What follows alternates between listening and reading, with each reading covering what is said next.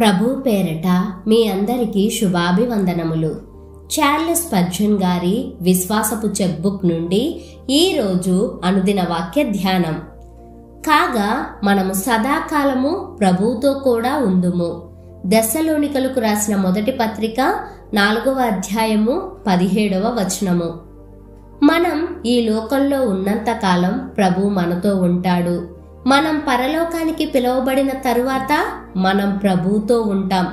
ప్రభువు పరిశుద్ధులు ఎప్పుడూ కలిసే ఉంటారు. వారి మధ్య ఎడబాటు అనేది ఎప్పుడూ ఉండదు. వారిద్దరూ ఒక్కటే, ఎప్పటికీ ఒక్కటిగానే ఉంటారు. తన ప్రజలు తనతో లేకుండా యేసు ఒక్కడే ఉండలేడు. అలా ఉంటే శరీరం లేకుండా ఒక్క తల మాత్రమే ఉన్నట్లుంటుంది కదా. మధ్యాకాశానికి మనం కొనిపోబడిన, పరదేశులో విశ్రాంతిగా ఉన్న, భూమి మీద యాత్రికులుగా ఉన్న మనం యేసుతోనే ఉంటాం. ఆయన నుండి మనలను ఎడబాపే వారెవరు? ఇది ఎంత సంతోషం! ప్రభువుతో ఉండడం అనేది మనకు కలిగిన ఉన్నతమైన ఘనత, విశ్రాంతి, ఆదరణ, సంతోషం. దేవునితో కలిసి ఉండే జీవితానికి మించిన దానిని గాని, కనీసం దానితో సమానమైన దానిని గాని మనం ఊహించలేం. ఈ పరిశుద్ధ సహవాసంలో ఉన్నప్పుడు ఆయన అవమానాలలో, ఆయన తృణీకారాలలో, ఆయన శ్రమలలో ఆయనతో ఉంటాం. ఆ తరువాత ఆయన మహిమలో కూడా ఆయనతో ఉంటాం.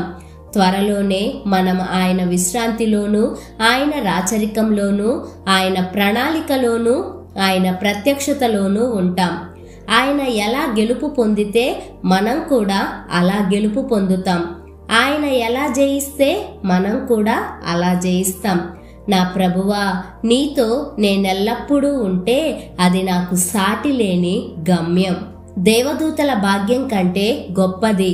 పరలోకంలో అతి రమ్యమైన విషయం ఏమిటంటే ప్రభువుతో ఎల్లప్పుడూ నేను ఉండడమే. బంగారు వీణలు కావు, వాడబారని కిరీటాలు కావు, ఎప్పటికీ తొలగిపోని మహిమ ప్రకాశాలు కావు గాని యేసు మాత్రమే నా ఆనందం. నేను యేసుకు అతి సమీపంగా, అతి ప్రియమైన సహవాసంలో ఉంటాను.